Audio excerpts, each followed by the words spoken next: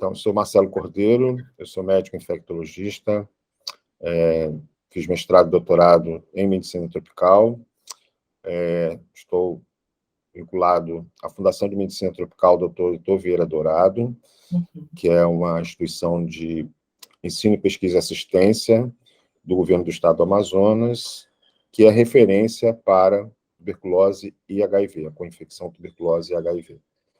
Tanto em atendimento em nível ambulatorial, como pacientes internados. Dentro dessa instituição, eu lidero o grupo de pesquisa em tuberculose e gerencio o laboratório de tuberculose da instituição. Eu também sou professor associado da Universidade do Estado do Amazonas, na disciplina de doenças infecciosas e parasitárias do curso de medicina. Então, vamos lá, professor. A gente tem acompanhado os dados que estão sendo divulgados pela OMS, e pela primeira vez em uma década está subindo o número de pacientes infectados com tuberculose, né? Muito por conta da pandemia. Eu queria que o senhor explicasse um pouco esse cenário, como a gente chegou nisso. Bem, com a pandemia, os serviços de saúde, eles entraram praticamente em colapso, né? E todos os esforços foram voltados para a demanda de Covid. E isso impactou tanto o diagnóstico como o tratamento de tuberculose, o diagnóstico de HIV, e dados nacionais, já de levantamentos nacionais, houve uma redução, aproximadamente 40% na demanda dos serviços, isso considerando o país como um todo.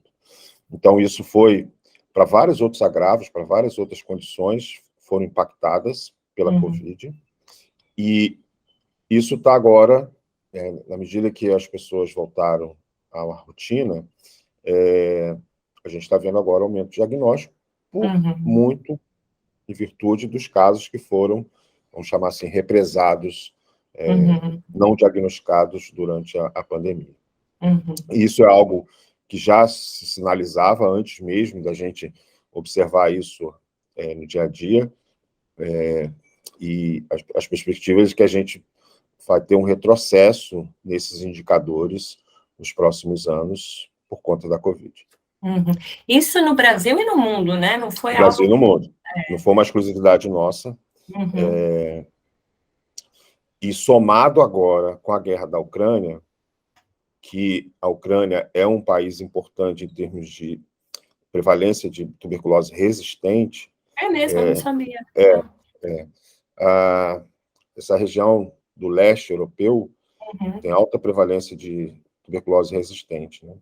Então, há uma preocupação também enorme em relação a isso por conta dos efeitos da guerra nos serviços e a possibilidade de aumentar, né, a prevalência de resistência nessa região. E essa demora pela busca do diagnóstico, claro, teve essa questão do paciente não buscar esse serviço, do serviço não ser oferecido, mas teve também alguma falta de insumos para isso? Ou seja, faltaram kits? Isso não. Não, nós não tivemos esse problema, pelo menos na nossa instituição. E nós, apesar, por sermos uma unidade também hospitalar, nós não paramos, nosso laboratório não parou. O que a gente observou foi a redução da demanda de atendimento. Da demanda, entendi. E agora ela está voltando ao normal ou ela está superior? Qual que é a... A gente acabou de analisar esses números e, pelo menos na nossa instituição, a gente retornou pré-pandemia. A gente não está observando um aumento em relação ao período anterior. Tanto o número de amostras testadas diariamente, como resultados positivos, os números são semelhantes à pré-pandemia. Agora eu quero entrar na questão do comportamento da doença, né? O que as últimas pesquisas têm mostrado? Claro, considerando esse cenário pandêmico, mas mudou alguma coisa no comportamento da doença nos últimos anos? Isso também a gente pode já entrar na questão dos pacientes imunodeprimidos. Então, é preciso analisar sobre vários olhares, né?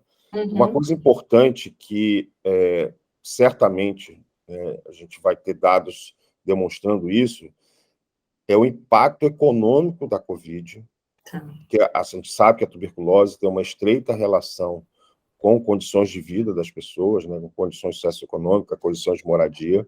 Então, há uma crise mundial, os países todos estão vivenciando alta de inflação, e aí também a guerra da Ucrânia impactando nisso. Então, os indicadores, né, de condição de vida, eles estão piorando, e isso provavelmente vai contribuir para aumento de casos também de tuberculose. Então, é um efeito secundário disso, né? Uma outra preocupação, e aí já falando de imunodeprimido, da pessoa vivendo com HIV, é que a Covid impactou o atendimento dessas pessoas. E, dentre as estratégias de prevenção de tuberculose no paciente HIV, o uso da terapia antirretroviral de forma regular, aliado ao rastreio da infecção latente por tuberculose, são fundamentais para que essa pessoa não desenvolva tuberculose. E isso também foi impactado por conta da pandemia, e nós precisamos analisar agora, nos próximos meses, próximos anos, o que isso pode refletir. Agora, do ponto de vista de comportamento da doença em si, a gente não... nós tivemos casos de co-infecção de Covid com tuberculose, inclusive na nossa instituição, mas isso foi durante a pandemia, e isso não há nenhum dado indicando que isso vai se refletir em mudança no comportamento da doença daqui para frente. Entendi. Voltando um pouco nessa questão do rastreio, só para que eu possa entender de fato esse protocolo, como é que ele acontece nas pessoas imunodeprimidas, nas pessoas que vivem com HIV? É de tempos em tempos? Como que funciona? A prevenção da tuberculose hoje é uma das estratégias mais importantes para a redução de casos de tuberculose no futuro. E existem alguns grupos prioritários que devem ser investigados por uma condição em que a pessoa não tem sintomas, mas apresenta testes que indicam que essa pessoa tem um quadro de infecção latente pela tuberculose. Esse rastreio ele deve ser voltado principalmente para os contatos de pessoas com tuberculose pulmonar ou laríngea, então são aquelas pessoas do convívio da pessoa que foi diagnosticada com tuberculose, e uma especial atenção deve ser dada a crianças, e se tiver pessoas vivendo com HIV nesse convívio, isso deve ser prioritário, porque enquanto que uma pessoa não imunodeprimida, ela, ao se expor a uma pessoa com tuberculose e se infectar, tem o risco de desenvolver tuberculose doença de 10% ao longo da vida, esse risco na pessoa vivendo com HIV é de 10% ao ano. Nossa. Então, o risco é muito maior. Então, daí a necessidade de se priorizar a investigação de infecção em pessoas vivendo com HIV. Na rotina de atendimento da pessoa vivendo com HIV, esse rastreio da tuberculose deve ser feito pelo menos uma vez por ano. Toda vez que ele apresentar sintomas, então deve-se investigar a tuberculose ativa, mas para aqueles que não estão desenvolvendo sintomas, o protocolo brasileiro recomenda teste, que pode ser tanto a prova tuberculínica quanto um teste IGRA, anualmente, e sempre buscando descartar a tuberculose, naqueles indivíduos com CD4 acima de 350. Indivíduos sem sintomas, sem quadros compatíveis com tuberculose, com CD4 abaixo de 350, devem ser tratados já para infecção latente, independentemente de qualquer outro teste. Essa é uma estratégia fundamental e que nós precisamos avançar muito. Talvez, se eu tivesse que elencar as 3 principais medidas para se adotar de intensificar e de se buscar a maior cobertura possível, eu diria que nas pessoas vivendo com HIV deve-se priorizar a investigação e o tratamento da infecção latente. Tem alguma diferença nos sintomas que essas pessoas vão experienciar de as pessoas que não? As pessoas com a infecção latente não apresentam sintomas. Essa é uma característica importante que muitas vezes o profissional de saúde confunde. A gente pode dizer que a tuberculose tem 2 apresentações. Uma apresentação que é chamada tuberculose ativa, que é a pessoa que tem sintomas. 80% delas vão ter sintomas respiratórios. Então, a Uhum. pessoa tem tosse, perda de peso, febre, muitas vezes no final da tarde, sudorese noturna. Então, essa pessoa tem a tuberculose na forma ativa, quando você faz o diagnóstico através de um teste. Agora, existe uma condição, e essa condição, 1/4 da população mundial está, nesse momento, nessa condição, que é da infecção latente, que é uma pessoa que tem o Mycobacterium tuberculose no seu organismo, mas não tem sintomas e não transmite a doença. Uhum. É o que a gente chama do indivíduo infectado pelo Mycobacterium tuberculose. Essa pessoa, quando não é imunodeprimida, ela tem 10% de chance ao longo da vida de apresentar tuberculose ativa, com sintomas, com tosse, na maioria das vezes. Se for imunodeprimido, esse risco é muito maior. Então, daí, nós estamos falando aqui de tratar pessoas que não estão com sintomas. Uhum. Essa é a sacada, né? Que antigamente a gente chamava de quimioprofilaxia. Só que não é uma quimioprofilaxia, porque você faz profilaxia antes da pessoa se infectar. Uhum. Ela Nesse já caso, está. já está infectado. Então, é um tratamento preventivo. Ah, Você vai dar entendi. um tratamento que é diferente do tratamento da tuberculose doença. Tá. E hoje nós temos tratamentos excelentes, encurtados, de muito boa adesão. Você vai tratar essa pessoa para que ela não desenvolva tuberculose ativa no futuro. Uhum. Com isso, você reduz casos e reduz transmissão, porque você não vai ter uma pessoa eliminando o bacilo na comunidade ou qualquer outra situação. Claro, claro. Existe um melhor exame diagnóstico para a detecção da tuberculose latente? O senhor citou 2, ou os 2 são igualmente importantes? Essa é uma boa pergunta. Na verdade, a gente não tem um bom teste para infecção latente. Uhum. Os testes que nós temos, eles medem imunidade da pessoa. Tá. Eles medem resposta imunológica ao Mycobacterium tuberculose. Uhum. E aí, como essa pessoa não tem sintoma, e a gente vê que a radiografia é normal, a gente presume que essa pessoa está infectada, porque ela não tem sintomas, mas tem uma resposta imunológica ao Mycobacterium. Então, ele tem o Mycobacterium. Então, é um teste que, indiretamente, a gente classifica ele como infecção latente. Não sei se eu fui claro. Foi, mas é um autoanticorpo? A minha pergunta é... Não, ele mede a produção de interferon. Ah, entendi. Entendeu? Que Entendi. tem duas, de uma maneira geral, são duas formas de fazer isso. Você aplica através da prova tuberculínica, você aplica no paciente, na pele do paciente intradérmica, e faz uma leitura com 48, 72 horas. Então, se houver a reação, você vai classificá-lo como prova tuberculínica reativa. E a maioria das pessoas chamam de PPD reator, e você tem os testes IGRA, que aí comercialmente, você tem alguns testes IGRA, que ao invés de você inocular na pele da pessoa, você faz um exame de sangue. Pelo soro, tá.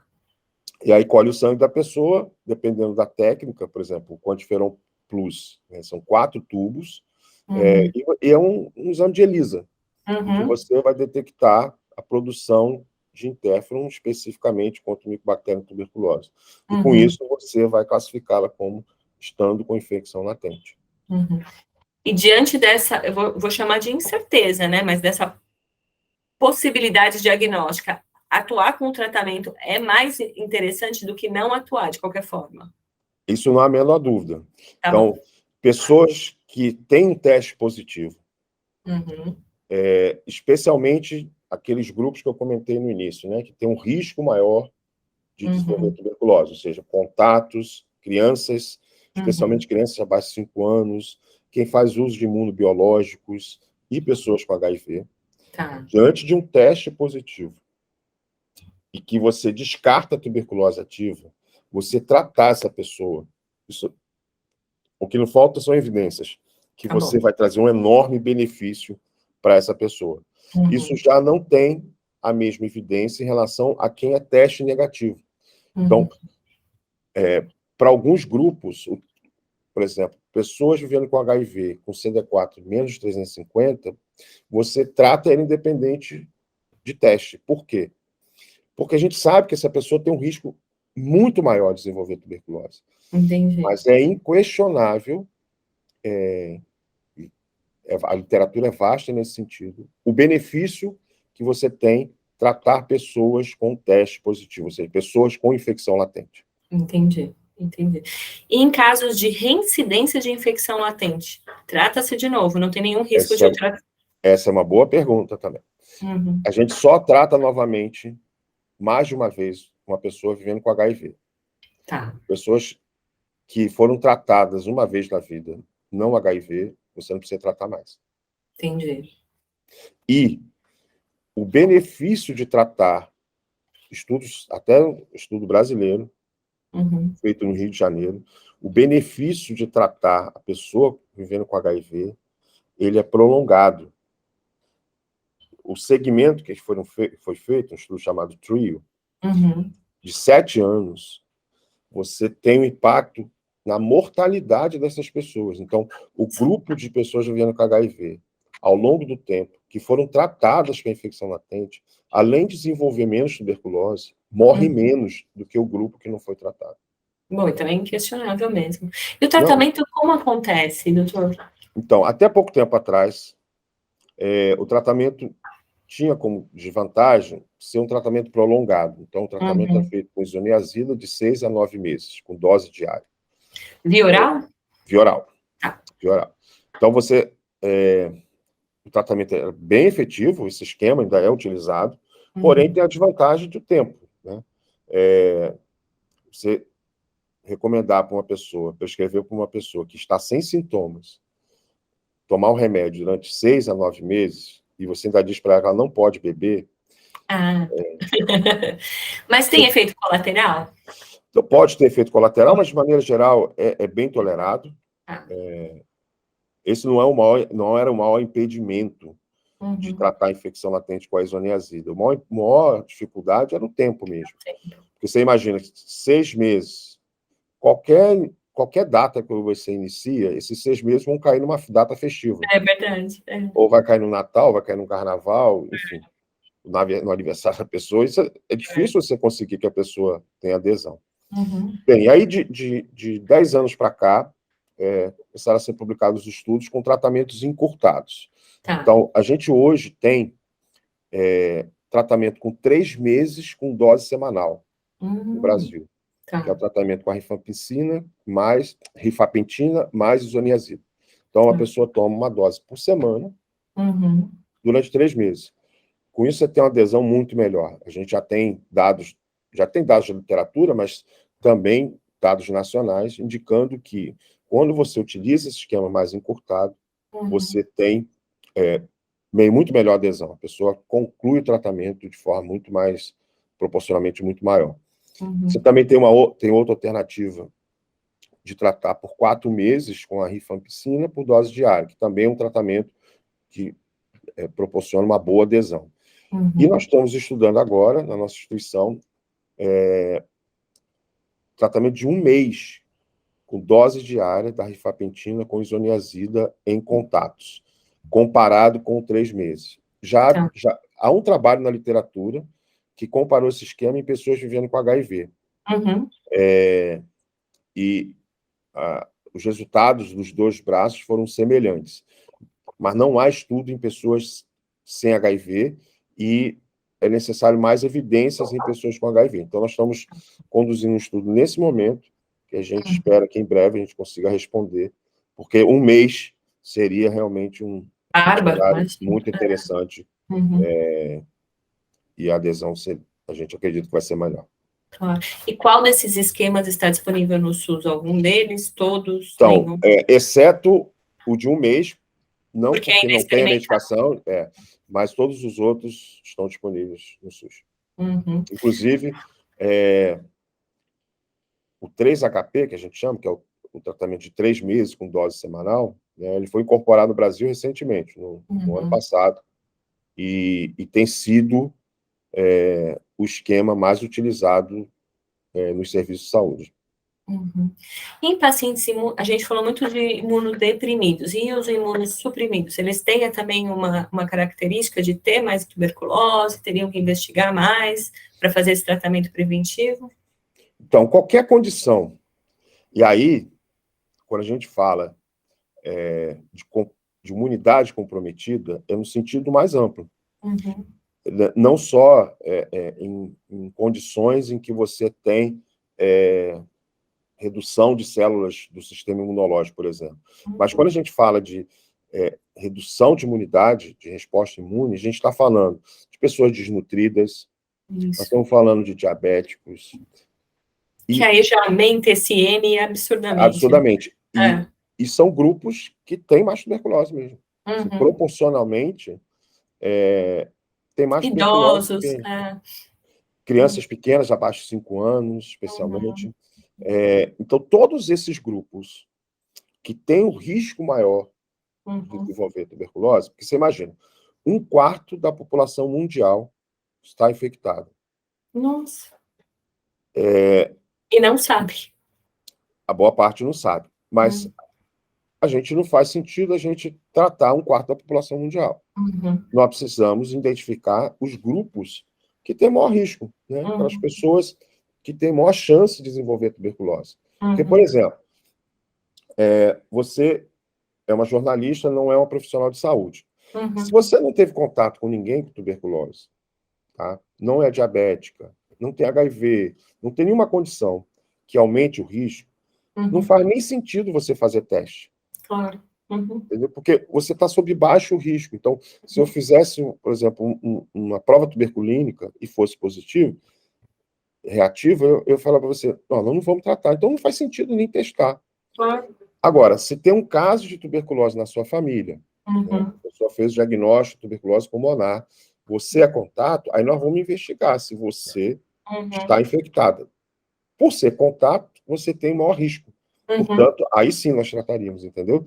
Entendi. Então, o que os serviços de saúde precisam fazer é, dentro desse universo enorme de pessoas infectadas, né, com infecção latente, aquelas pessoas com maior risco. E quem são elas? Crianças pequenas, diabéticos, pessoas com HIV, contatos de pessoas com tuberculose, quem faz uso de imunobiológico, pessoas em hemodiálise. Então, são grupos de maior risco. Então, asma também? Essas doenças respiratórias também? Porque a gente acaba associando, né? Mas não, asma não. Não é considerado um... Pelo menos não tem estudo nesse sentido que eu conheço. Mas, se for uma pessoa que faça uso crônico de corticoide, aí sim, por conta da condição respiratória ou algum outro medicamento imunossupressor, essa pessoa tem o maior risco de fazer tuberculose. Então, olha que interessante, várias especialidades médicas têm que saber isso, né? Porque eles vão... A gente está falando de endocrinologistas, a gente está falando de pneumologistas, a gente está falando de pediatras, a gente está falando até de ginecologistas, se for o caso, urologistas. Isso. Né? Inclusive, eu vou te compartilhar aqui contigo, está em consulta pública, justamente para essas outras especialidades. Porque o teste IGRA, ele foi aprovado no Brasil, mas não foi para todas as populações. Deixa eu achar aqui o link. E aí está a consulta pública aberta para ampliação do teste. Ela está tá aberta agora, nesse momento. Agora, a gente pode colocar o link, inclusive, nessa matéria. Legal. Eu não sei até quando vai estar aberta, mas quanto mais cedo, melhor, porque... Tá. Já cheguei aqui. Do Conectec, tá bom. Deixa eu até ver aqui. Encerra 10/10.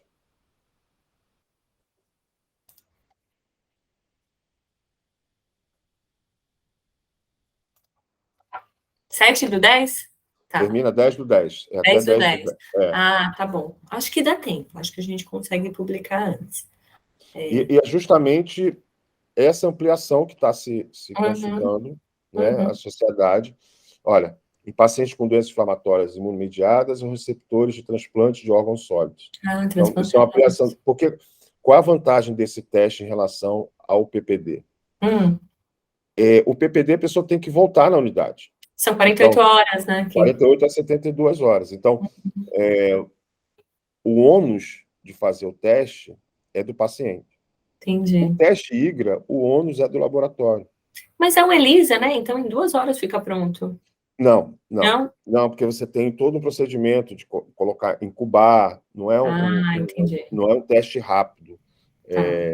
Mas a pessoa volta para receber o resultado Uhum. e já iniciar tratamento ou não, entendeu? Entendi. Diferentemente do PPD, que a pessoa vem, aplica, volta, faz a leitura, depois volta, Entendi. mas o custo do IGRA é maior do que o PPD.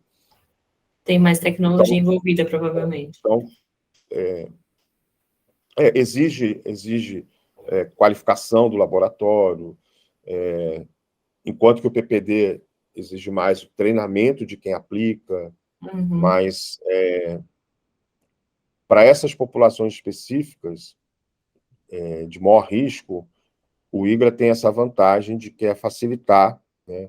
Por exemplo, a gente está fazendo um estudo em pessoas vivendo com HIV, em parceria com a Johns Hopkins, que é Manaus, Rio e São Paulo. O que nós fizemos? Nós incluímos o teste na rotina de CD4 e carga viral do paciente com HIV. Então, ele tem que regularmente, na unidade, fazer avaliações regulares, às vezes 6 meses, às vezes uma vez por ano, dependendo de como ele estiver.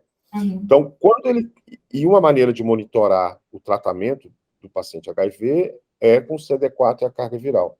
Então, quando a gente colhe o sangue dele para fazer o CD4 e carga viral, a gente fez o teste do IGRA.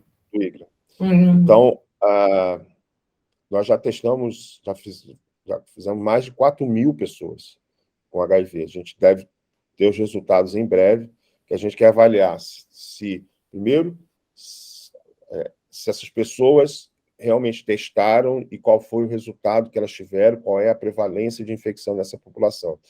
E quantas foram tratadas e quantos completaram o tratamento. Isso vai ser um estudo importante. Sem dúvida. Para adoção de protocolo novo, né? Exatamente.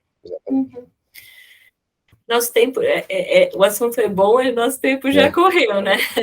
Quero fazer uma última pergunta, né? A tuberculose ainda mata no Brasil? Mata e mata muito. Uma coisa que a gente não falou sobre teste, né? A gente hoje no Brasil, aliás, a tuberculose teve um avanço enorme nos últimos anos, quando a gente fala de diagnóstico. Tanto para a tuberculose ativa, né, que desde 2010 a OMS recomenda, né, os testes moleculares para o diagnóstico. Então, o Brasil tem uma rede de teste rápido molecular, em que a sensibilidade para o diagnóstico melhorou muito, e você tem um resultado muito rápido, como também para a investigação da infecção latente. Então, não faz sentido mais as pessoas não testarem os pacientes. Porque antes do advento desses testes mais sensíveis, as pessoas eram muito tratadas sem um resultado de exame. Né? Só na base clínica, né? Só na base clínica.